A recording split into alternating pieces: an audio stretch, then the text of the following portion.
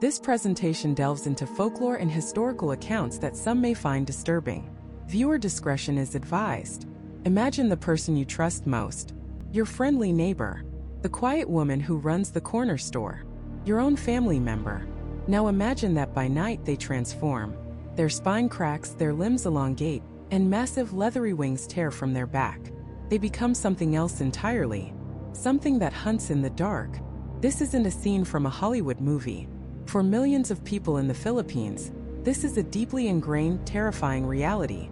It's the fear of the Aswang. It's a name whispered in hushed tones, a word that carries the weight of centuries of terror. But the Aswang is not one single creature. Think of it as a category of evil, a catch-all term for the absolute worst things that go bump in the night. It's a vampire, a witch, a werewolf, and a ghoul all fused into one shape-shifting nightmare. It can appear as a beautiful woman to lure men to their deaths. It can take the form of a giant boar or a vicious black dog to stalk travelers on lonely roads. But by day, it is indistinguishable from you or me. It walks among us, shops in our markets, and smiles at our children. And that is the most terrifying part. This creature has been blamed for unexplained illnesses, miscarriages, and disappearances for generations. But is it just folklore? A story told to scare children into behaving? Or is there something more? Something tangible that stalks the remote provinces, something so real and so effective at creating fear that in the 1950s, the United States Central Intelligence Agency, the CIA, allegedly weaponized the myth of the Aswang in a psychological warfare campaign. What did the CIA know? And what does their involvement tell us about the chilling possibility that the Aswang, or the belief in it, is far more than just a ghost story? That's the mystery we're going to unravel. To understand the Aswang, you have to understand that it's not a simple monster. It's a complex predator with a horrifying array of subspecies, each more grotesque than the last. The most iconic, the one that truly captures the body horror of this legend, is the Manananggal. The name comes from a local word meaning to separate. And that is precisely what it does. Imagine a woman, seemingly normal, who retreats to a secluded hut as dusk falls. She anoints her body with a foul-smelling oil, a concoction of human fat, blood, and unknown herbs. Then the transformation begins. Her body convulses, and with an unnatural crack of bone and sinew, her torso detaches from her lower body. Her legs and hips remain standing lifeless on the floor, while her upper half, head, torso, and arms sprouts enormous bat-like wings. Her intestines and organs dangle beneath her as she takes to the sky, a flying visceral horror searching for her next meal. She is the ultimate nightmare, a creature literally torn in half by its own evil, soaring through the night sky. The Manananggal seeks out one thing above all others: pregnant women. She lands silently on the thatched roofs of village homes, her senses honed to detect the life growing within. And this is where the legend becomes truly disturbing. The Aswang possesses a long, thread-like, proboscis-like tongue. It's as thin as a strand of wire and sharp as a needle. The creature finds a crack in the roof, a tiny opening in the ceiling, and unspools this terrifying appendage, lowering it down toward the sleeping mother. It pierces the mother's womb, not to harm her directly, but to feed on the unborn child within. The victim often feels nothing more than a slight prick, waking up the next day feeling weak, only to suffer a miscarriage a short time later, never knowing she was the victim of a nocturnal predator. But the horror of the Aswang isn't just visual, it's auditory. Another form, known as the tik-tik or the whack-whack, is a nocturnal bird-like creature. It gets its name from the sound it makes as it flies through the jungle. Tik-tik, tik-tik. But the myth has a cruel psychological twist. Unlike any normal animal, the sound of the tik-tik is an omen in reverse.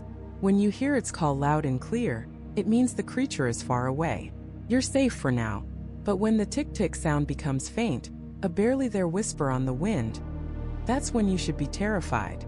That's when it's right outside your window, right above your head. It uses sound to deceive you, to lull you into a false sense of security right before it strikes. It is a master of psychological terror. Then there is the ghoul-like variant, the creature that preys on the dead. This Aswang is a grave robber, but not for jewels or gold. It uses its powerful claws to dig up freshly buried corpses to feast on their flesh. In some tales, this Aswang has the power to create a doppelganger of the deceased out of banana trunks or wood. It places this wooden replica in the coffin, so the family buries a fake, while the real body is dragged away to be devoured. It's a violation of the most sacred human rituals, turning a moment of grief into a grotesque feast. So where did this all-encompassing evil come from? The roots of the Aswang myth are ancient, predating the arrival of the Spanish in the 1500s. Early animistic beliefs spoke of nature spirits and powerful beings, both good and evil. But when Spanish colonizers arrived, they brought with them their own ideas of demons and devils from European folklore. They began a systematic campaign to demonize the local priestesses and healers, the Babalan, who were the spiritual leaders of their communities. These powerful women were recast as monstrous, baby-eating witches. The Spanish merged their medieval horror stories with the existing Filipino folklore, and in that cultural crucible, the Aswang as we know it today was forged, amplified, demonized, and transformed into the ultimate symbol of colonial-era fear. This creature became a tool of social control, a way to explain the unexplainable. A sudden illness? The Aswang. A stillbirth? The Aswang. A missing child? The Aswang. It personified the random cruelties of life in a harsh environment, giving a face to the formless anxieties of the night. It explained why you shouldn't walk alone after dark, why you should be wary of strangers, and why you should protect your family at all costs. But the Aswang is more than just a boogeyman. It has specific, documented weaknesses that have been passed down for generations. Garlic, salt, and religious artifacts are said to repel it, much like a European vampire. But the most effective way to kill the Manananggal, the self-segmenting horror, is to find its abandoned lower half. If you can locate its legs still standing where they were left, and sprinkle them with salt or crushed garlic, the creature cannot reattach. It is doomed. When the sun rises, the flying torso, unable to rejoin its other half, will be incinerated by the daylight, dying a writhing, agonizing death. This intricate system of strengths and weaknesses, of different forms and hunting methods, creates a monster that feels terrifyingly real. It's not a mindless beast. It's a cunning, intelligent predator that has adapted to live among its prey.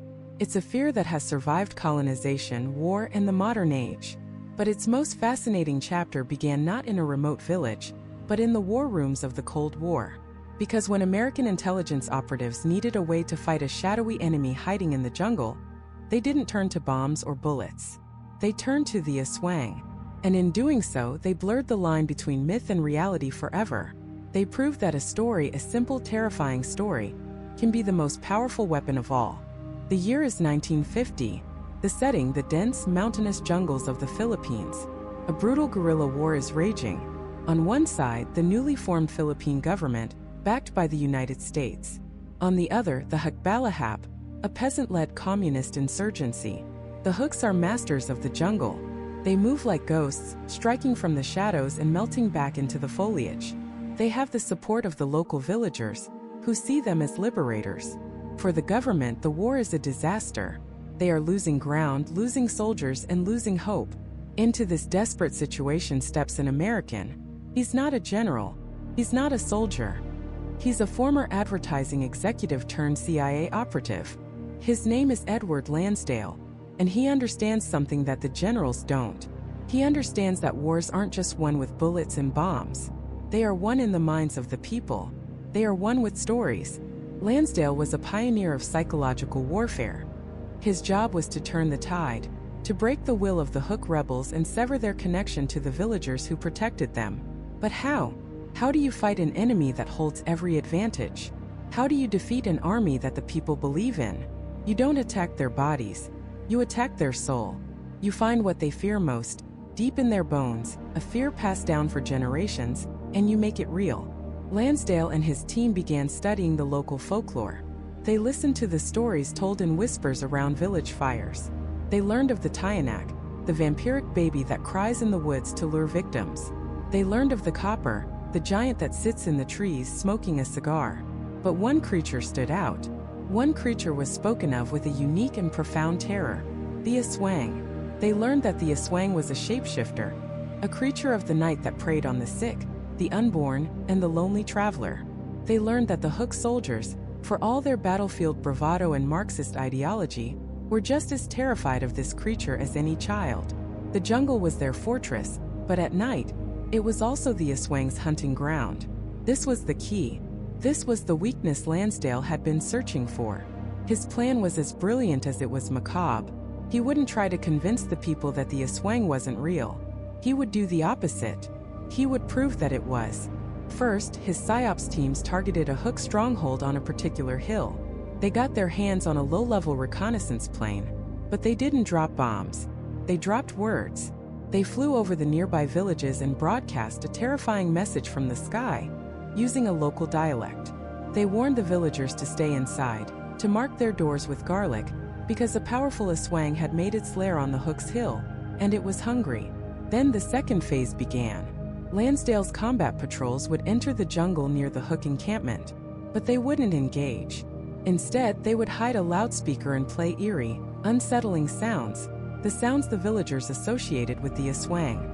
A high-pitched tick-tick-tick, like the creature was on a nearby roof, the sound of a baby crying, which suddenly turns into the cackle of an old woman. The Hook soldiers on patrol in the suffocating darkness would hear these sounds echoing through the trees. Their fear, once a distant superstition, was now immediate. It was outside their camp. It was listening. But the masterstroke, the single act that would cement this terror into legend, was yet to come. Lansdale's team had intelligence that a Hook patrol regularly used a specific trail at the base of the hill. He devised a plan that would later be chillingly referred to as the Eye of God. His team set up a perfect ambush along the trail. They waited. As the Hook patrol passed, they opened fire, but not to kill everyone. They were precise. They created chaos and confusion, forcing the patrol to scatter. In the mayhem, they snatched the last man on the trail, the rearguard, dragging him silently into the jungle. His comrades, thinking he was killed in the firefight, retreated. What happened to that captured soldier is the stuff of nightmares. The CIA team didn't torture him for information. They didn't hold him as a prisoner. They performed a dark ritual. Using a medical kit, they made 2 small neat puncture wounds on his neck, mimicking a vampire bite. Then they hung him upside down by his feet and drained his body of every last drop of blood. The next morning they placed his pale, bloodless corpse back on the middle of the trail, right where his fellow soldiers would find it.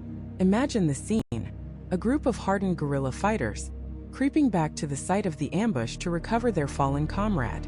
And they find him. Not shot, not stabbed, but pale white, empty, with 2 small dark holes on his neck. The effect was immediate and catastrophic. The Hook soldiers weren't just scared anymore. They were petrified. This wasn't the work of the army. This was the work of a monster. The stories were true. The warnings were real. The Aswang on the hill had claimed its first victim. Word spread through the Hook ranks like a virus. The soldiers refused to patrol. They refused to stay on that hill. They saw the monster's shadow in every rustling leaf, heard its call in every nocturnal bird. Within days, the entire Hook squadron, one of the most effective in the region, abandoned their strategically vital position without a single shot being fired by the Philippine army. They fled. Not from soldiers but from a ghost story. Lansdale had done it. He had weaponized folklore. He took a creature of myth and gave it a body count. He blurred the line so completely that no one knew where the story ended and the truth began. The government didn't just have soldiers anymore. They had a monster fighting on their side. And the jungle, once the Hook's greatest ally, was now a place of unimaginable terror. This single terrifying event did more to solidify the Aswang's place in the modern world than 1,000 years of campfire tales. It took the creature out of the realm of what if, and placed it firmly into the realm of what happened. It gave the myth a modern anchor, a documented case file.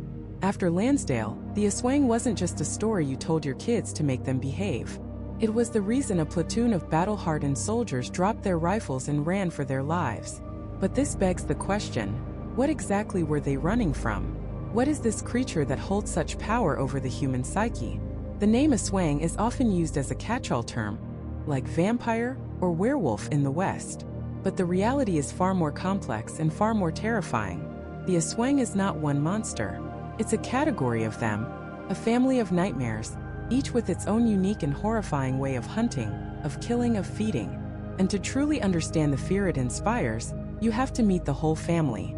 From the self-segmenting viscera sucker that flies through the night sky, to the ghoul that digs up fresh graves, to the witch that can kill with a single glance. The story of the Aswang is just getting started.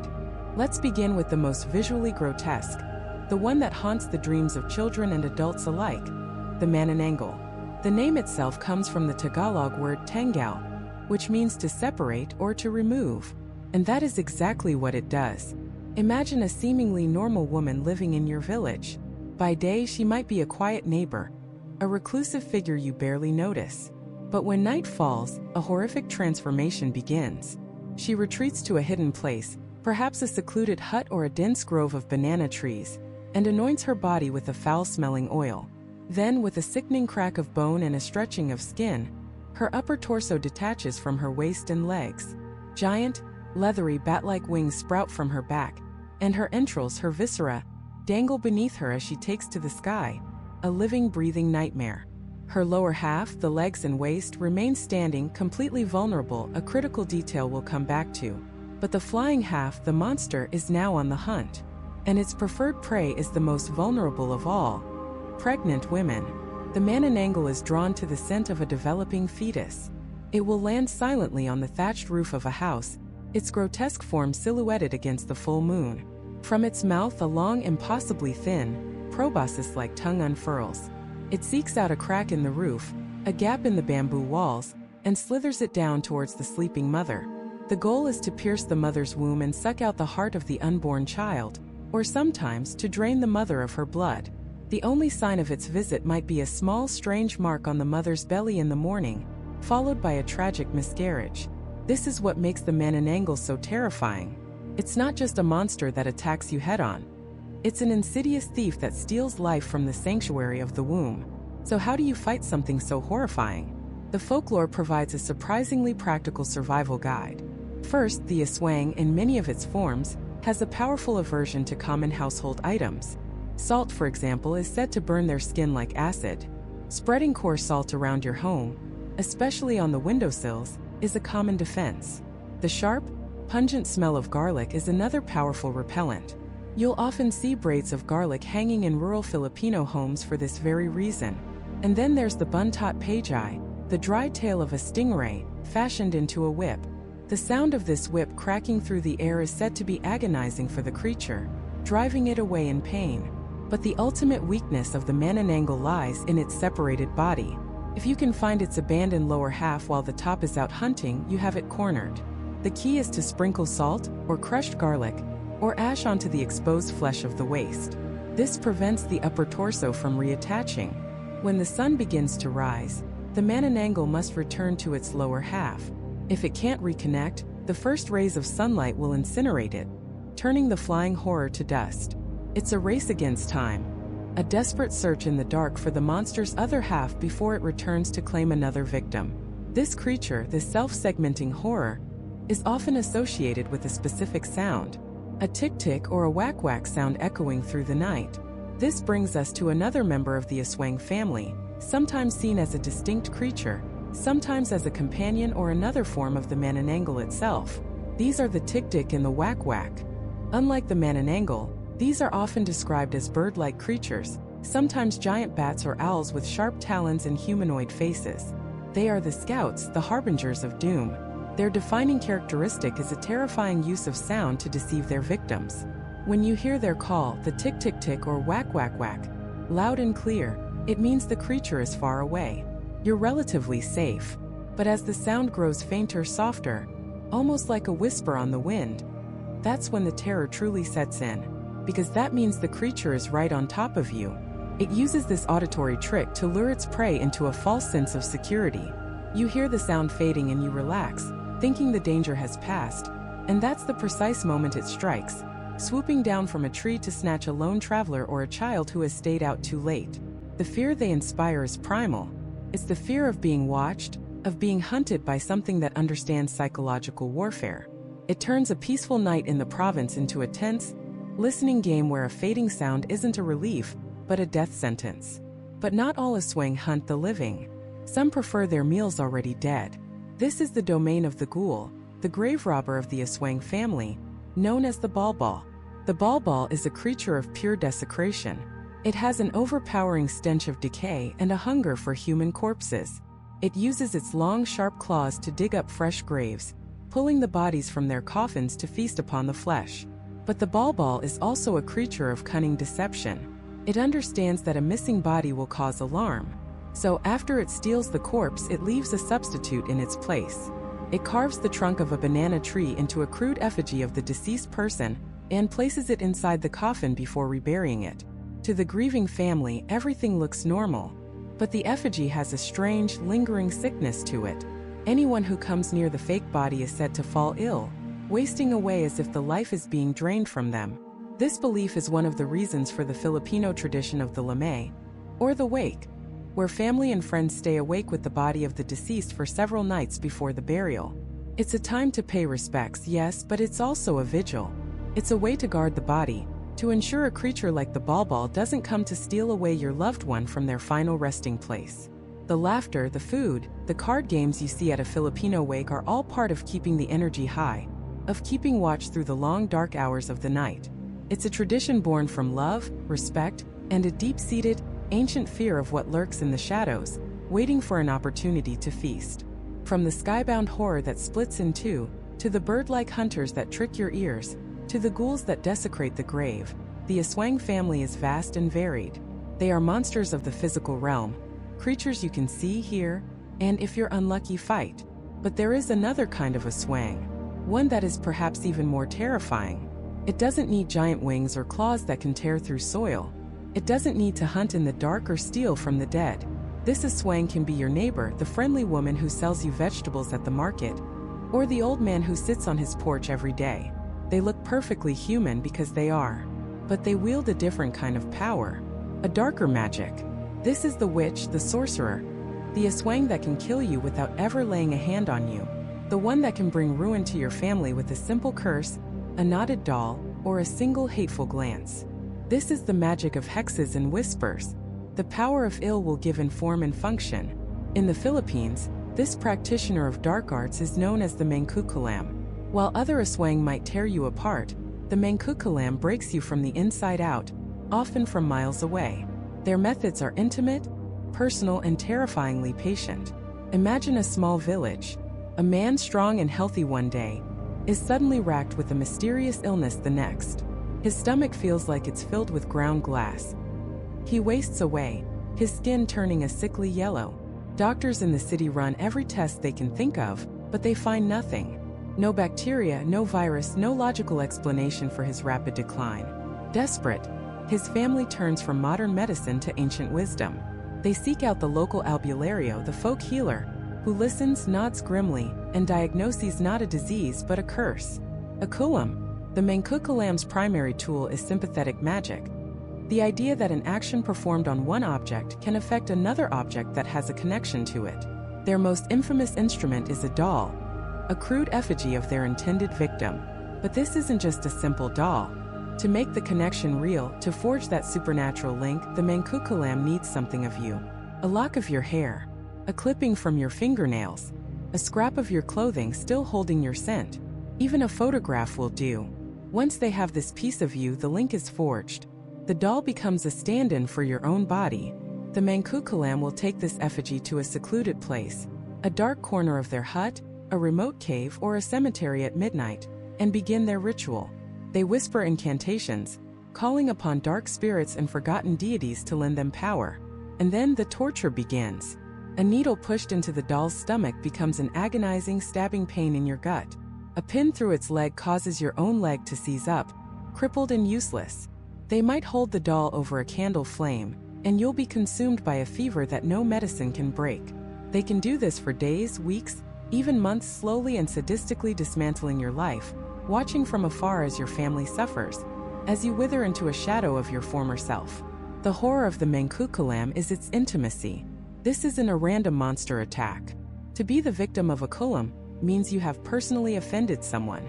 Someone you know, someone you work with, live near, or perhaps slighted at the market.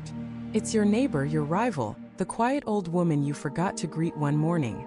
The curse is born from human emotions: jealousy, greed, revenge. The monster isn't some beast from the forest, it's the person smiling at you across the fence, all while holding a pin to the heart of your effigy. But how do you fight a curse? How do you attack an enemy you can't see? The albulario has methods. They perform a counter-ritual, a spiritual battle of wills called a tawis. They might light a candle, allowing the melting wax to drip into a basin of water, reading the shapes that form to identify the source of the curse, or even the face of the Mankukulam. And if the witch is identified, the retribution can be just as magical and far more brutal. The albulario might perform a ritual to return the curse to its sender, amplified. They might boil a concoction of special herbs in a clay pot. As the water bubbles and steams, the Mankukulam, wherever they are, will feel their own skin begin to boil and blister. The pain they inflicted is returned to them tenfold, an agony so immense it can force them to come crawling to their victim's house, begging for forgiveness just to make it stop. This is the only way to break the curse. The witch must personally remove it. But as terrifying as having your body tortured by proxy is, there is another, perhaps even more grotesque form of this sorcery. A different kind of aswang, one that doesn't just cause you pain but invades you. This is the Mambabarang. Like the Mankukulam, the Mambabarang is a master of sympathetic magic. But their chosen instruments are not dolls and pins. They are masters of insects, foul-crawling things, centipedes, beetles, scorpions, and cockroaches. The Mambabarang keeps a special menagerie of these creatures, often in a hollow bamboo tube or a dark bottle. They are their pets and their weapons. The ritual is hideously simple. The Mambabarang will procure a strand of their victim's hair. They will tie this single strand around one of their dark pets, a fat black beetle for instance. They then whisper their command, their curse, into the bamboo tube and release the insect. This creature, now bound by magic and a piece of your essence, becomes a living, crawling hex. It will travel unerringly to you, and it won't just bite you, it will enter you. Victims of the Mambabarang report strange pains, a feeling of something moving just beneath their skin, an itch that can't be scratched, a stomach ache that feels like 1,000 tiny legs churning inside their gut. The stories are the stuff of nightmares. People coughing up live cockroaches, doctors performing surgery only to find a writhing nest of centipedes where an organ should be. The insects, magically transported into the victim's body, eat them from the inside out. There is no medicine for this. The only cure is, once again, to find the Mambabarang and force them to recall their tiny assassins. This specific type of dark magic, whether performed with insects or dolls, is known as barang. And the fear of barang created a deep and lasting paranoia in Filipino communities. It served as a form of social control. You didn't dare cross your neighbors. You were polite to everyone, especially the strange, reclusive elders, for fear that a single misstep could result in a curse upon your family. An accusation of being a Mankukulam or Mambabarang was a death sentence, leading to witch hunts and mob justice that tore communities apart. Because the scariest thing about this aswang is that it looks just like everyone else. It is the perfect predator hiding in plain sight, armed not with claws or fangs, but with a grudge. But not all of these curses are so elaborate. Not all require rituals and effigies. Sometimes the magic is simpler, more primal. It can be delivered with nothing more than a word or a look. A power so common, so deeply ingrained in the culture, that people still take precautions against it to this very day. It's the belief that a person with a strong or heavy energy can unintentionally cause harm to someone with a weaker energy, especially infants and children. This is called usog. In the West, you might call it the evil eye. It's the fear that a stranger's compliment, if tinged with envy or even just overwhelming admiration, could be a hidden curse. A poison delivered with a smile. And who is the ultimate master of this poisoned praise? Who is the stranger whose gaze you should fear the most? It is the aswang. The fear of usog is, at its heart, the fear of an aswang in disguise, marking its next meal. A seemingly innocent old woman cooing over your newborn in the market might be checking the plumpness of her prey.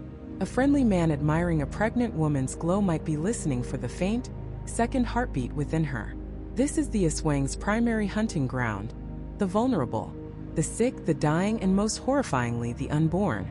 To understand this hunt, you have to understand one of the aswang's most famous forms, the tik-tik, or sometimes the whack-whack. The names are onomatopoeia, named for the chilling sounds they make as they stalk the night. Imagine you're in a small provincial house, made of bamboo and nipa palm. The night is thick and humid. The only sounds are the chirping of crickets and the distant barking of a dog. Then you hear it, a faint tick-tick tick-tick. It sounds like a strange bird or a large gecko. But the village elders have warned you. That sound is a death knell. Here's the truly terrifying counterintuitive part. The louder the tick-tick sound is, the farther away the creature is. It's a trick, a form of auditory camouflage. As the sound grows fainter and fainter, you might relax. You might think the strange bird has flown away, but you'd be wrong. The fainter the sound, the closer it is. When the sound disappears completely, it's right on top of you. It's on your roof. The tick-tick is a hunter of impossible patience. It can wait for hours, perched silently on the flimsy roof of a hut. Its senses tuned to the life stirring within. It's listening for the rhythmic breathing of a sleeping family, singling out the scent of a pregnant mother or a newborn infant. Its eyes, accustomed to the absolute darkness of the jungle, can see the heat signatures of the bodies through the thin palm leaf roof. And once it has located its target, it reveals its most grotesque and infamous weapon. It's not claws or fangs, at least not at first. From its mouth, the tick-tick unspools a long, impossibly thin, prehensile tongue. Some stories say it's like a filament, as fine as a strand of hair but with the tensile strength of wire. Other tales describe it as a dark, flexible proboscis, like a mosquito's but far, far longer. This tongue snakes down from the roof, seeking a crack in the thatch, a gap in the bamboo slats of the wall, or a small opening in a window. It moves with a sinister intelligence, silent and purposeful. It glides through the air, tasting the room, until it finds the sleeping mother. The goal is not to attack her directly. The goal is the life inside her. The tongue, sharp at the tip, will delicately pierce her navel, a painless, unfelt intrusion. Once inside, it seeks out the amniotic fluid, the placenta, and ultimately the unborn fetus itself, draining the life from the womb, leaving behind a stillborn child and a grieving, mystified family in the morning. If the target is a newborn infant, the process is just as horrific. The tongue finds the baby's fontanelle, the soft spot on its skull, and drains its blood and vital organs, leaving only an empty husk. The parents wake to a child that has inexplicably and tragically passed in the night. There's no sign of a break-in, no wounds, just a deep, inconsolable loss and a lingering feeling of being watched. So how do you fight a monster that can steal a life without ever opening a door? How do you protect yourself from a shadow on the roof? This is where Filipino folklore becomes a tactical survival guide. The defenses against the aswang are just as iconic as the creature itself. First and most famously, garlic. Lots of it. Wreaths of garlic are hung over windows and doors. The pungent, sharp smell is said to be intolerable to the aswang. It overwhelms their heightened senses, making it impossible for them to track their prey. It's a sensory smokescreen, a biological weapon against the supernatural. Crushed garlic is often rubbed on the bellies of pregnant women or the foreheads of infants, a direct, personal ward against the creature's hunger. Next is salt. Simple, common salt. It's believed to be a purifying agent that burns the aswang's unholy skin. A line of rock salt across a threshold is like a wall of fire. Spreading it on the roof or around the house creates a protective circle the creature cannot cross.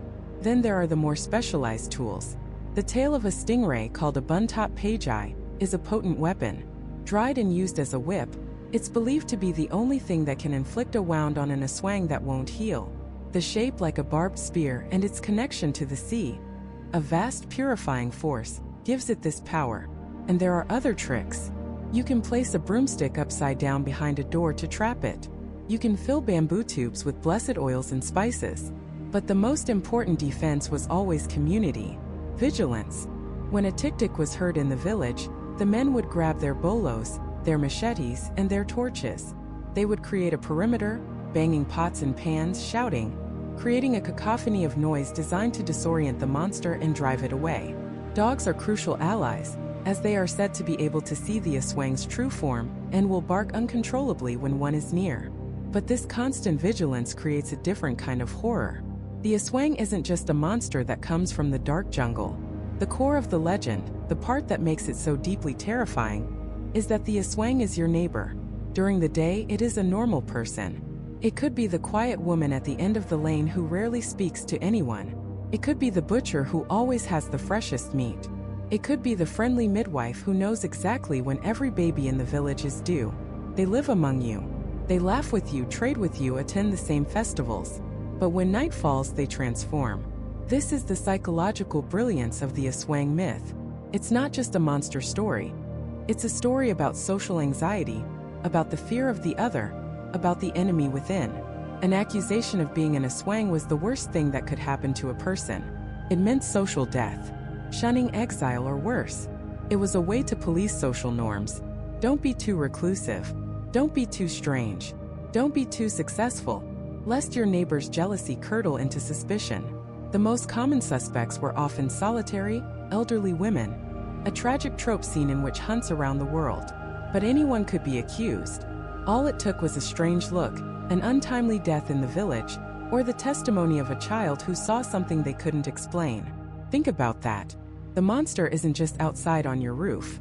It might be inside the house next door. The person you've known your entire life could be the very thing that is listening to your child's heartbeat from the shadows. They know your schedule. They know when your husband is away. They know the layout of your home. This creature, the tic-tic, with its stealth and its horrific, delicate method of attack, is a nightmare of infiltration and violation. It turns the safest place, the home, the womb, into a hunting ground. But even this is not the Aswang's most terrifying form. The tic-tic has to find a way in. It's limited by the physical barriers of your home. What if there was a type of Aswang that didn't need a crack in the roof? What if the monster could simply detach itself from its own lower body, leaving its legs behind as it sprouted enormous, leathery wings and took to the sky? This creature has a name. In the Tagalog language, it means the one who separates. They call it the Manananggal, and it is, without a doubt, one of the most terrifying variations of the Aswang legend. Imagine it. A beautiful, unassuming woman by day, perhaps your neighbor, the one who smiles at you from her garden. But when night falls, a grotesque transformation begins.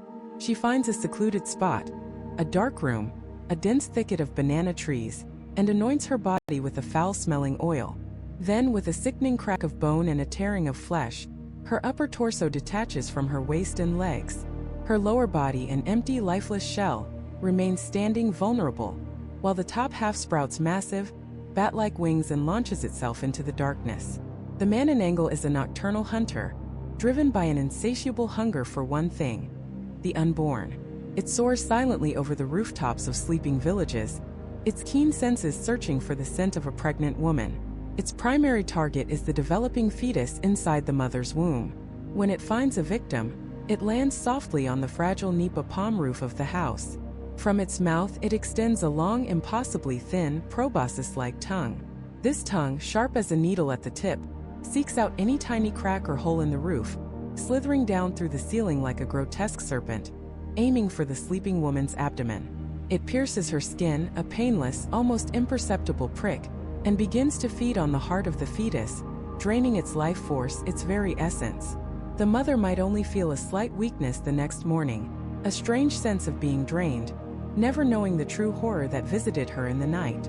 Repeated visits from the Manananggal will eventually lead to a miscarriage, leaving doctors baffled and the family devastated, blaming a curse or an unknown illness, while the monster flies away, satiated. To truly understand the terror of the Manananggal, let's step into a story, a tale whispered from one generation to the next in the rural provinces. In a small barrio nestled between rice paddies and a dense, dark jungle, lived a young couple, Maria and Juan.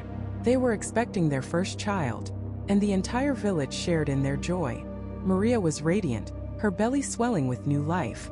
But a shadow fell over their happiness with the arrival of a newcomer, an old woman who moved into a small, isolated hut at the edge of the village. She was reclusive, her face a mask of deep-set wrinkles, and she rarely spoke to anyone. But her eyes always seemed to find Maria. She would watch her from a distance, a strange, hungry look on her face that made Maria's skin crawl. Juan, a practical man, told his wife she was being foolish, that pregnancy was making her imagine things.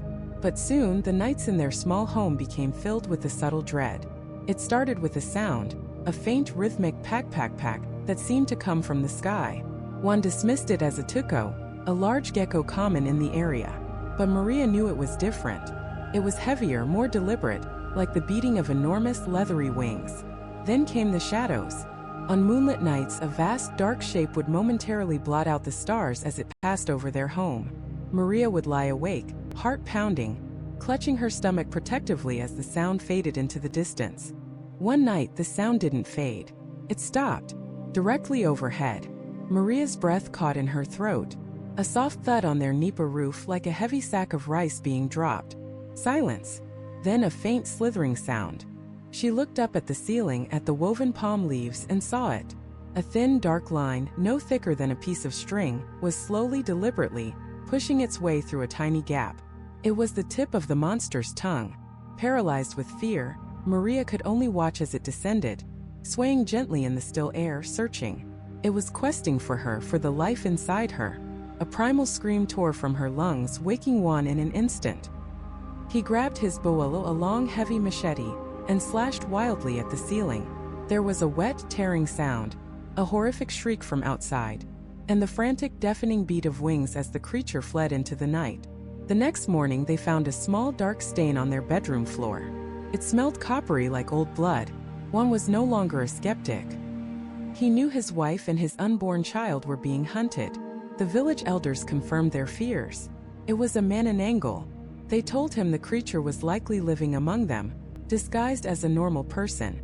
They armed him not just with a blade, but with knowledge, the creature's greatest weakness. You see, for all its power in the air, the Manananggal is incredibly vulnerable. Its separated lower torso, left behind on the ground, is its Achilles heel. It cannot reattach to its upper half if the severed flesh of its waist is tainted. The elders told Juan what to do. He needed to find the creature's abandoned lower body, while its top half was out hunting. Once he found it, he had to sprinkle crushed garlic, salt, and ash onto the exposed, severed flesh. This would prevent the winged monster from ever rejoining its other half. When the sun rises, any Aswang caught in the light is destroyed. A Manananggal, unable to become whole again, would be caught by the dawn and incinerated by its holy rays, turning to dust and ending its reign of terror forever. The challenge was immense. How could he find the monster's other half in the dark of night? Where would it even be hidden? And what would happen if the Manananggal returned from its hunt to find him defiling its body? The thought was chilling. But Juan's fear was eclipsed by his love for his family. That night he didn't sleep. He sat by the window, his bolo knife gleaming in the moonlight, and he waited. He placed bowls of rock salt and crushed garlic at every window and door, ancient wards against the evil that lurked outside. Hours passed in suffocating silence. Then he heard it. The soft pack of leathery wings. But it wasn't coming from the sky. It was coming from the edge of the village, from the direction of the old woman's isolated hut. Juan's blood ran cold. He peered through a crack in his window, his eyes fixed on the dark shape of her house. In the faint moonlight, he saw her shadowy figure emerge and move towards a dense grove of banana trees behind her hut. He watched, his heart hammering against his ribs, as the figure stood still for a moment. And then, he witnessed the impossible. He saw the shape split in two. An upper torso, now with monstrous wings unfurled, rose into the air and disappeared over the trees. And standing there, motionless among the banana leaves, was the abandoned lower half of the creature. He knew what he had to do. He had until sunrise. Grasping his boalo and a pouch filled with salt and ash, Juan slipped out of his house and began to stalk through the darkness, his target not the monster in the sky, but the helpless horror it had left behind. The air in the village was thick, heavy with the humidity of the coming dawn and a silence that felt wrong. It wasn't the peaceful quiet of sleep. It was a held breath, a predator's stillness. Juan moved through the narrow footpaths between the nipa huts, his bare feet making no sound on the packed earth. Every rustle of a palm frond, every distant bark of a dog, sent a jolt through his system. His knuckles were white around the handle of his bolo knife. He wasn't hunting a beast of instinct. He was hunting a creature of cunning, a neighbor twisted into a nightmare. His grandmother's words echoed in his mind, whispers from a childhood spent under the mosquito net, listening to tales that were meant to be warnings. She spoke of the Manananggal, a specific horrifying type of Aswang. Unlike the tikbalang or the copper that stayed in the forests, the Manananggal lived among you. It could be the woman who sold you fish, the quiet man who mended nets, the friendly face you saw every single day. By day they were human, but at night, a grotesque transformation occurred. They would retreat to a private place, a secluded grove or a dark room, and apply a special oil to their bodies. Then, with a sickening crack of bone and a tearing of flesh, their upper torso would detach from their legs, sprouting enormous leathery wings. This winged horror would then fly into the night, leaving its lower half standing, waiting, completely vulnerable. This was the Aswang's greatest secret, and its greatest weakness. If the two halves could not rejoin before the first rays of sunlight touched the earth, the creature would be destroyed, dissolving into ash and smoke in the morning light. One knew the flying monster was a decoy. Chasing it was a fool's errand. It was fast, powerful, and high above the ground. The real target, the key to its destruction, was that abandoned, grotesque remnant of its humanity. He had to find it, and he had to defile it. He scanned the shadows, his eyes darting from the dark spaces beneath the stilted houses to the dense thickets of banana trees that bordered the village. Where would you hide something so monstrous, so incriminating? It had to be somewhere close, somewhere the creature could return to quickly. A place of deep shadow, safe from the prying eyes of a sleepless neighbor or the wandering village dogs. His heart hammered against his ribs. He was not a warrior. He was a fisherman. His hands were calloused from ropes and nets, not from the hilt of a blade. But the image of his wife, her belly swollen with their first child, sleeping soundly in their home, burned in his mind. It was a fire that burned away his fear. The Aswang preyed on the unborn, using its long proboscis-like tongue to siphon the life from the womb. He wasn't just a fisherman tonight. He was a father. He was a protector. He moved past the home of Aling Rosa, the old woman who was known for her bitter herbs and even bitterer gossip.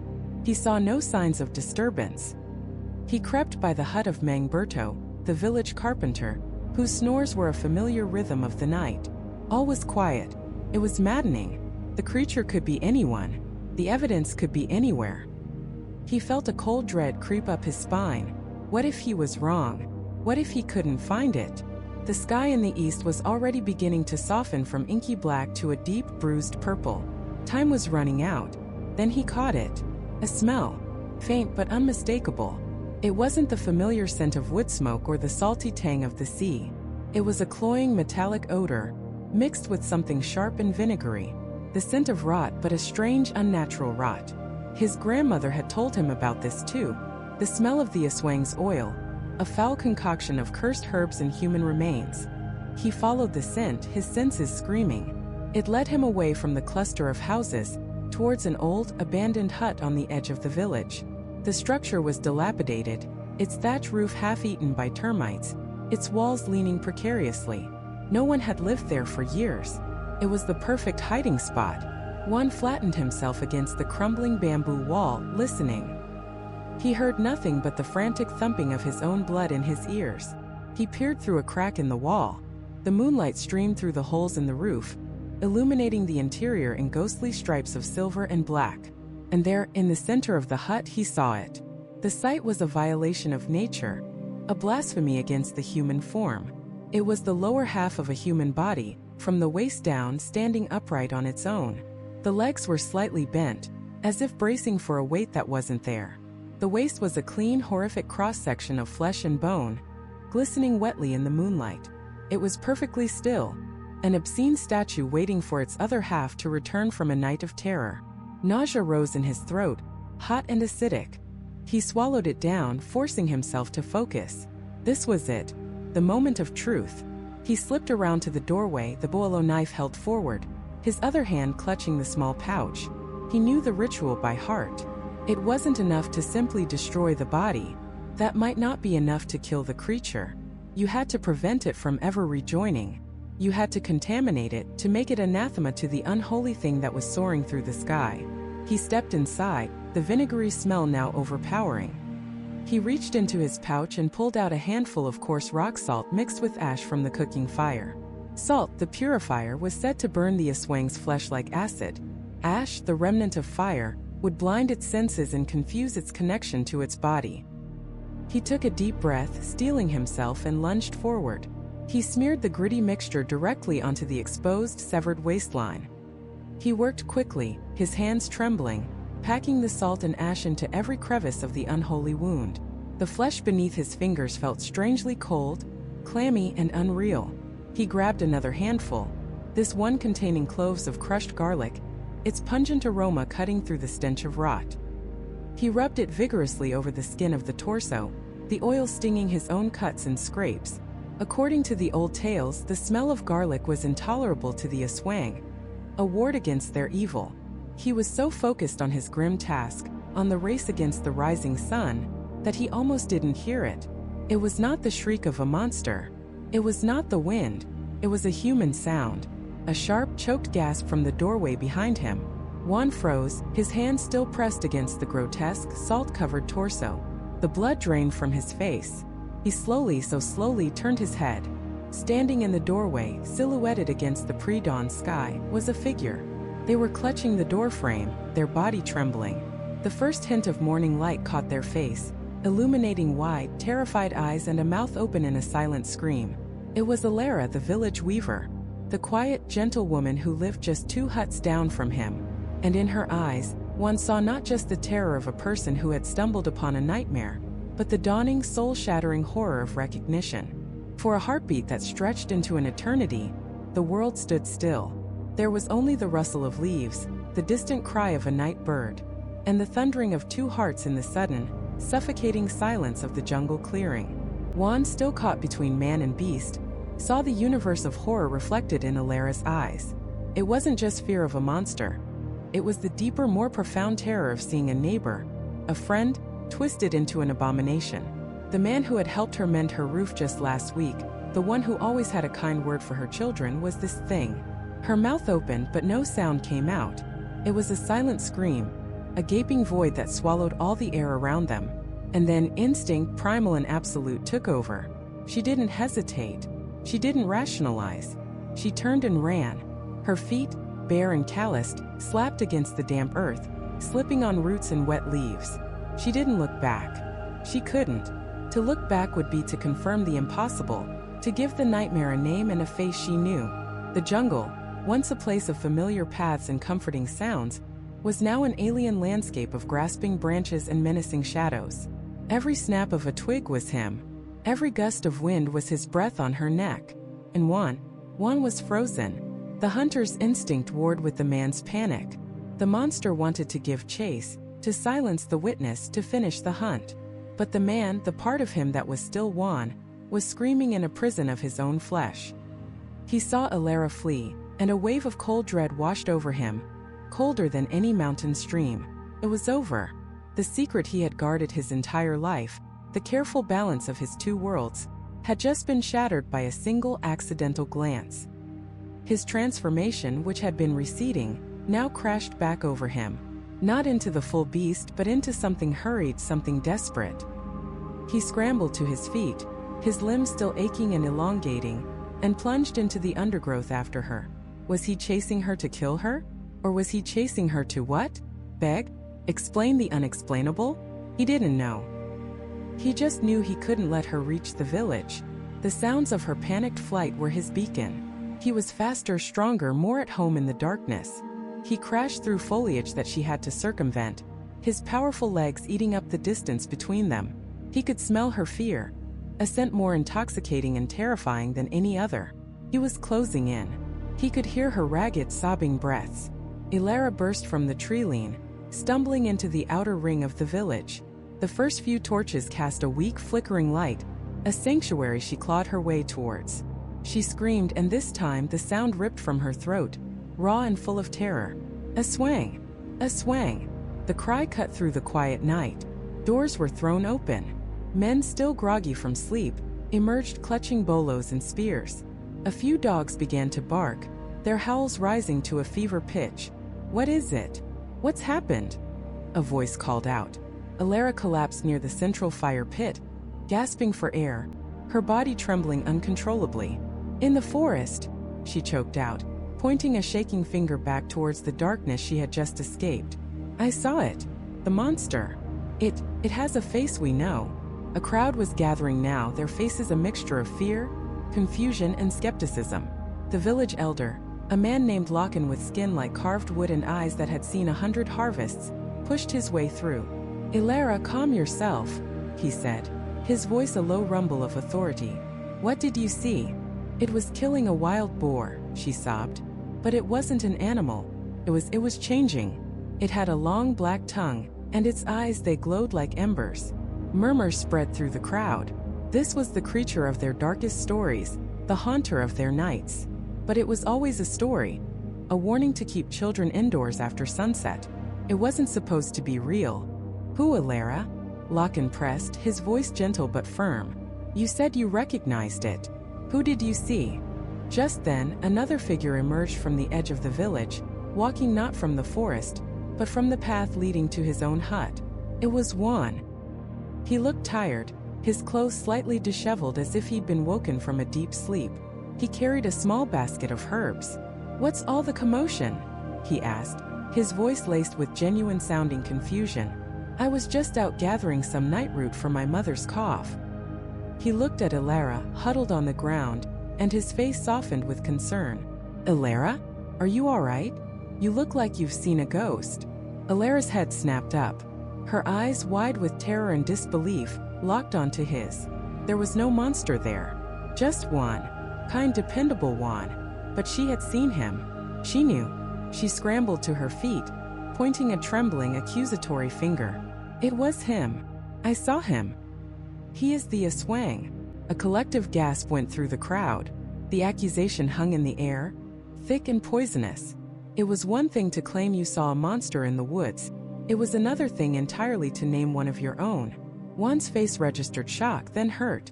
Alara, what are you saying? You must have been dreaming. I was in my hut until just a few moments ago. Liar, she shrieked. I saw your eyes. I saw you change.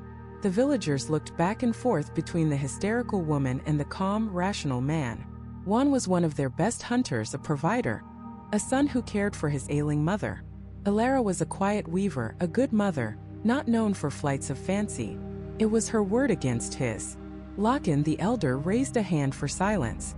His gaze was heavy as he studied Juan. An accusation of this magnitude cannot be ignored, but it cannot be accepted without proof. Proof? Alara cried, her voice cracking. Go to the clearing. You'll see the boar. You'll see the signs. A boar killed by a predator proves nothing, another man scoffed. We all know there are crocodiles in the river and wild cats in the deep woods. The crowd was divided. Doubt was a powerful seed. To believe Alara was to accept that a monster had been living beside them, sharing their food, laughing at their jokes. It was a truth too terrible for many to contemplate. But Alara was desperate. His hut, she said, her voice dropping to a conspiratorial whisper that everyone could hear. Search his hut. The stories say they keep things. They keep oils, potions to help them change. This was a direct challenge based on the deepest folklore. The lana, the foul-smelling oil an Aswang was said to rub on its body to grant it the power of flight and transformation. If it were found, there would be no more doubt. Juan's composure finally cracked. A flicker of panic crossed his face.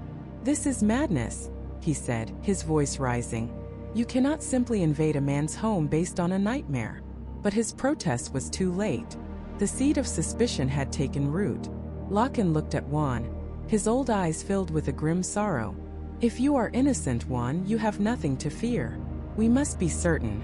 For the safety of the village, we must search. Juan's jaw tightened, but he knew he had no choice. To refuse would be an admission of guilt. He gave a stiff, reluctant nod. A procession of villagers, led by Lachlan and a few of the village's strongest men, marched toward Juan's small nipa hut. The rest followed, a river of fearful, curious people, their torches casting long, dancing shadows that looked like monsters themselves. Alara was among them, her face pale but resolute. They reached the hut. Juan stood aside, his arms crossed, his face a mask of stone. The men entered cautiously, as if expecting the very walls to attack them. They began to search.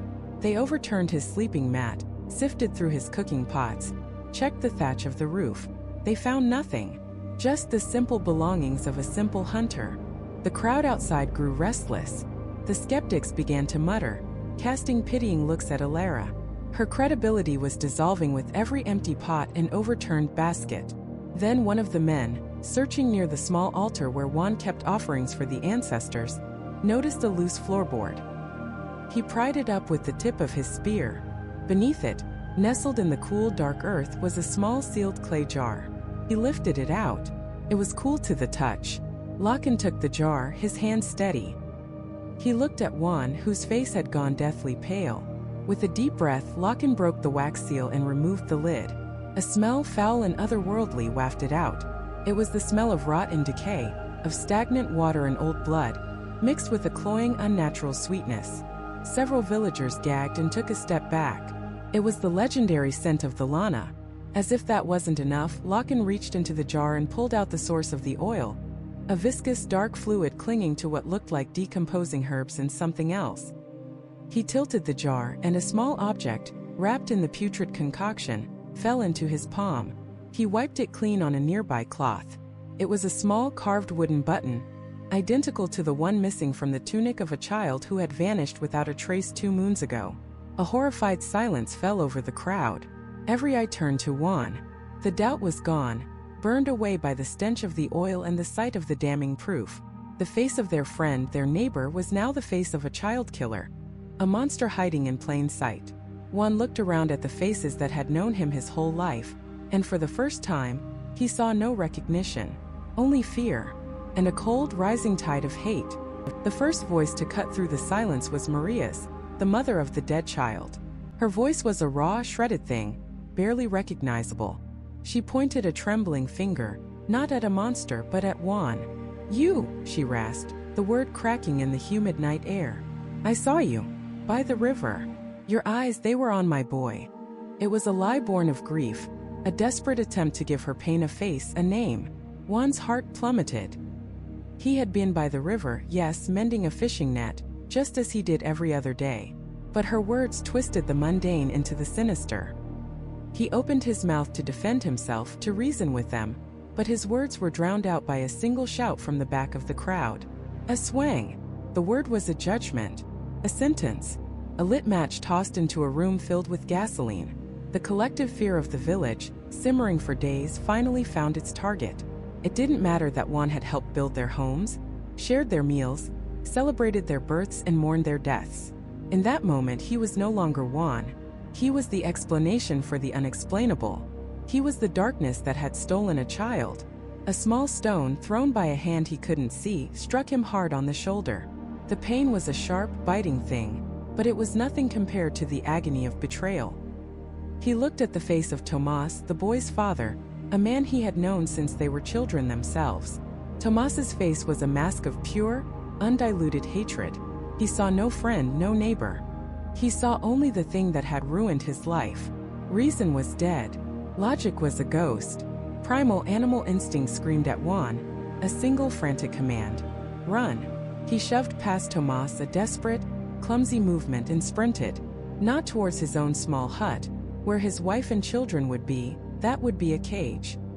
He ran towards the darkness, towards the edge of the village where the manicured paths gave way to the muddy chaos of the rice paddies. Behind him, the village erupted. Torches, once used to light the way home, now bloomed in the night like angry, vengeful flowers. The shouts coalesced into a single terrifying roar. They weren't just shouting his name anymore. They were shouting curses, epithets, names he only knew from the ghost stories his grandmother told him as a child. Tik tik. Whack whack. Manananggal. They were throwing every monster they had ever feared at his back, trying to make one of them stick. His bare feet slapped against the wet earth, the mud sucking at his ankles, trying to hold him, to deliver him to the hunters. He risked a glance over his shoulder. The mob was a living creature, a multi-headed beast of torchlight and steel, its body made of his friends and neighbors. They were waving boelo knives and farming sickles, tools meant to bring life from the earth, now repurposed for death. He scrambled over a low dike and plunged into the darkness of a sugarcane field. The tall stalks whipped at his face, their sharp leaves slicing his skin, but he barely felt it. The air was thick and cloying, the rustling of the leaves a deafening symphony of paranoia. Was that the wind? Or was it the sound of someone closing in? Every shadow seemed to hold a threat. He pressed on, fueled by a terror so profound it felt like it was dissolving him from the inside out. He finally stumbled out of the field and found himself at the edge of the old woods, the place the children were warned never to enter after dark. He didn't hesitate. The monsters in the forest were a maybe. The monsters behind him were a certainty.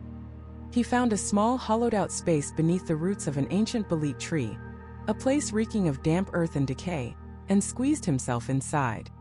He pressed his back against the gnarled wood, trying to silence his own ragged breathing, his heart hammering against his ribs like a trapped bird.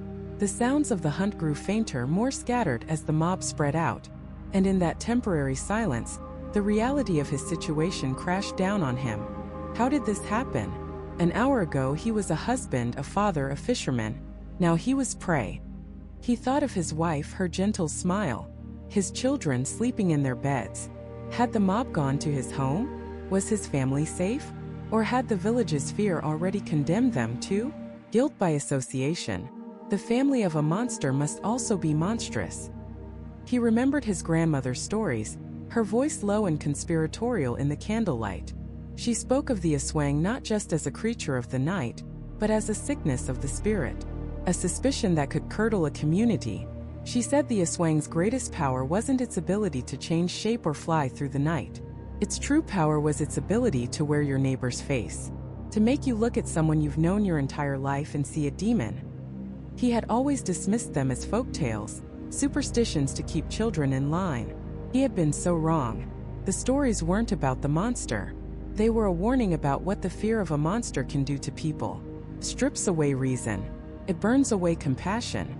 In their hunt for a mythical beast, the people of his village had become the very thing they feared.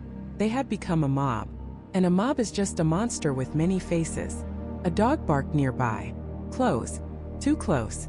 Juan's blood ran cold. It was Tomas's hunting dog. He heard a shout. Here! The dog has something.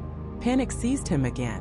He scrambled out from under the roots, his temporary sanctuary now a tomb. The torchlight was cutting through the trees, sweeping back and forth, relentlessly searching. He ran deeper into the woods, branches snagging at his clothes, thorns tearing at his skin. He could hear them now, crashing through the undergrowth behind him, their voices excited, energized by the chase. He burst into a small clearing and his heart stopped. It was a dead end.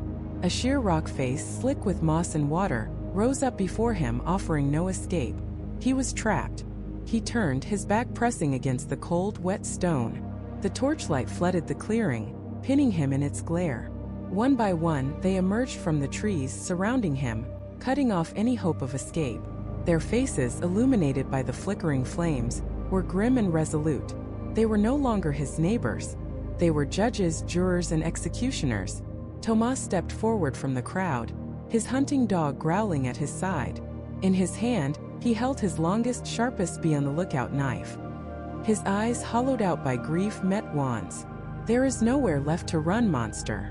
Juan's face, illuminated by the flickering torchlight, twisted. Not in fear, but in a sneer of pure, undiluted hatred. The pretense was over. The mask of the friendly neighbor, the quiet farmer, had finally and irrevocably shattered. He let out a low, guttural laugh, a sound that didn't belong to a human throat. It was the sound of grinding stone and tearing flesh. Run, he hissed, his voice deepening, warping. I am not the one who should be running. And then it began. A sickening crack echoed through the silent plaza as his shoulders disjointed, bones snapping and reforming under his skin. His spine arched backward at an impossible angle, his limbs elongating, twisting. The villagers gasped, stumbling back as a dark, oily fluid began to seep from his pores, coating his skin in a glistening sheen. His fingers stretched into knife-like talons, and his jaw unhinged, splitting wider and wider, revealing rows of sharpened, needle-like teeth. From his back, two grotesque appendages tore through his flesh with a wet, ripping sound. They weren't the feathered wings of an angel, but the leathery, bat-like membranes of a demon, unfurling to their full, terrifying span. His eyes, once brown and unremarkable, now glowed with a malevolent, crimson light. The man they knew as Juan was gone. In his place stood a nightmare-given form, a creature of midnight and malice, its silhouette a blasphemy against the moonlit sky. The creature let out a shriek that pierced the night, a sound of pure predatory rage that sent a wave of primal fear through the crowd. Men who had stood firm with torches and knives now scrambled backward, their courage evaporating in the face of such an unholy transformation. But Tomas did not move. His knuckles were white on the hilt of his bolo. His dog, a brave aspen, was a whirlwind of barks and snarls, but it held its ground at its master's side. For Tomas, this was not just a monster. This was the thing that had stolen his world. This was the face of his grief, and he could not turn away. The Aswang lunged. It moved with a speed that defied its size, a blur of black skin and red eyes. It didn't target the mob. It went for the one man who stood against it. Tomas barely had time to raise his bolo. The creature's claws screeched against the blessed steel, the impact sending a shockwave up his arm that nearly tore the weapon from his grasp. He was thrown back, landing hard on the packed earth. Before the creature could pounce, the dog shot forward, a streak of fur and teeth, sinking its fangs into the Aswang's leg.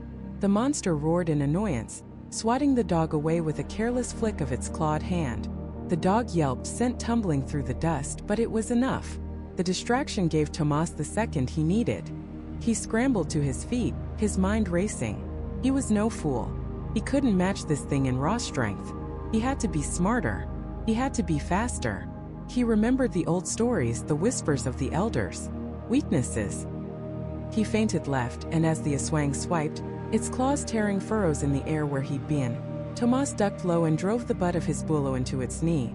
There was a sickening crunch, and the creature howled, its leg buckling. It was a small victory, but it proved one thing. This monster could be hurt. Enraged, the Aswang flapped its massive wings, kicking up a vortex of dust and debris that blinded the villagers. It launched itself into the air, hovering for a moment like a monstrous vulture before diving straight for Tomas, its proboscis-like tongue, long and black, whipping out from its mouth, aimed for his neck. Tomas threw himself to the side, rolling as the tongue slammed into the ground, cracking the very earth. He came up on one knee, his eyes scanning frantically. He saw the salt pouch on his belt, the stingray tail whip, the buntot pagi slung over his shoulder, weapons of faith and folklore. As the Aswang wheeled around for another pass, Tomas ripped the pouch of blessed salt from his belt and flung it. The coarse grain sprayed across the creature's face and chest. It was like throwing acid. The Aswang shrieked, a sound of pure agony, clawing at its own face as its oily skin sizzled and smoked where the salt made contact. It crashed to the ground, thrashing in pain, its wings beating erratically against the dirt. This was his chance. Tomas surged forward, ignoring the burning in his lungs, the terror in his heart. He grabbed the buntot pagi from his shoulder. It was long, tapered, and barbed, a weapon said to be anathema to these creatures. He swung it like a whip, the tail cracking through the air. It struck the Aswang across its back. The creature convulsed as if struck by lightning, its inhuman screams tearing at the night. The stories were true. He struck it again and again, driving it back, away from the cowering villagers, toward the center of the plaza. The Aswang, blinded and burned, flailed wildly, its claws tearing up the ground, its wings mangled and useless. It was cornered, wounded, desperate. With a final guttural roar, it lunged one last time, a desperate, suicidal attack. It ignored the whip, ignored the pain, its crimson eyes fixing on Tomas with singular, murderous intent. Tomas stood his ground. He dropped the whip and gripped his bolo with both hands. He saw not the monster, but the face of the man who had sat at his table. He saw the eyes of the creature that had stolen his child from her cradle. Grief, rage, and a terrible, cold certainty filled him. He met the charge head-on. At the last possible second, he sidestepped and drove the long, sharp blade of the bolo deep into the creature's side, just under its ribcage, twisting it upward with all his strength. A terrible, wet, gurgling sound escaped the Aswang's throat. Its charge faltered. It stumbled, its glowing red eyes flickering. It looked down at the blade buried in its torso, then up at Tomas. For a fleeting instant, the monstrous features seemed to recede, and in those dying eyes, Tomas saw a flicker of the man named Juan. A flicker of shock, of recognition. Then the light went out. The creature collapsed, its immense weight hitting the ground with a heavy final thud. A collective sigh of relief and horror rippled through the crowd. As the first rays of dawn crested the mountains, the monstrous form began to change. The leathery wings dissolved into dust. The claws retracted into normal fingers. The oily black skin paled, returning to its human hue. And soon, lying in the center of the plaza, was not a monster from a nightmare, but the body of their neighbor Juan. Tomas stood over him, chest heaving, his bolo dripping. Vengeance was done, but there was no triumph on his face.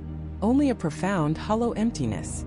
The monster was dead, but nothing could bring back what he had lost. And so the story of one Aswang ends. But the legend itself, that is a creature of a different sort, doesn't die. It merely changes shape, because the Aswang was never just about a single monster. It's a complex cultural tapestry woven from the threads of fear, history, and human nature. To understand the Aswang is to understand the soul of the pre-colonial Philippines. In a world without modern science, the Aswang was an explanation. It was the reason for a sudden miscarriage, the cause of a wasting sickness like tuberculosis, the face given to the sudden, inexplicable death of a loved one. It was a way to rationalize the chaos and tragedy of life. When a child fell ill and died in the night, it wasn't a virus. It was a tick-tick on the roof, its long tongue searching for a victim. It was also a powerful tool for social control. The Aswang legend kept communities in line. Don't wander alone at night. Be home before dark. Respect your elders. Be wary of outsiders. These weren't just parental warnings. They were survival tactics against a very real perceived threat. The fear of the Aswang reinforced social norms and community cohesion. The greatest danger was the monster that looked just like you. The neighbor, the friend, the quiet old woman at the edge of the village. This bred a culture of suspicion, but also a deep reliance on community trust. To be accused of being an Aswang was a death sentence, a social extermination long before any BOLO was ever drawn. But the legend has evolved. In the modern era, the Aswang has shapeshifted once again. It has crawled out of the rural villages and into the bustling cities, into Filipino cinema, literature, and global pop culture. It has become a national boogeyman, a uniquely Filipino icon of horror recognized around the world. Modern storytellers have re-examined the myth, sometimes casting the Aswang not as a simple villain, but as a tragic, cursed figure, a victim of its own lineage, fighting a hunger it cannot control. It has become a metaphor for otherness, for the marginalized, for the parts of ourselves in our society that we fear and ostracize. The Aswang persists because the fears it represents are timeless. Fear of the dark, fear of disease, fear of the unknown, and most profoundly, the fear of our own neighbors, the terrifying possibility that evil can wear a familiar face. It is a stark reminder that the line between man and monster can be terrifyingly thin. The story of the Aswang is more than a ghost story whispered to frighten children. It is a living piece of history, a psychological portrait of a nation, a creature built from the collective anxieties of a people. It teaches us that every culture has its monsters, and by studying them, we learn not about demons and ghouls, but about ourselves. We learn what a society values, what it represses, and what it fears most when the sun goes down. Because the monster is never just a monster, it's a mirror. And sometimes the reflection staring back is the most frightening thing of all.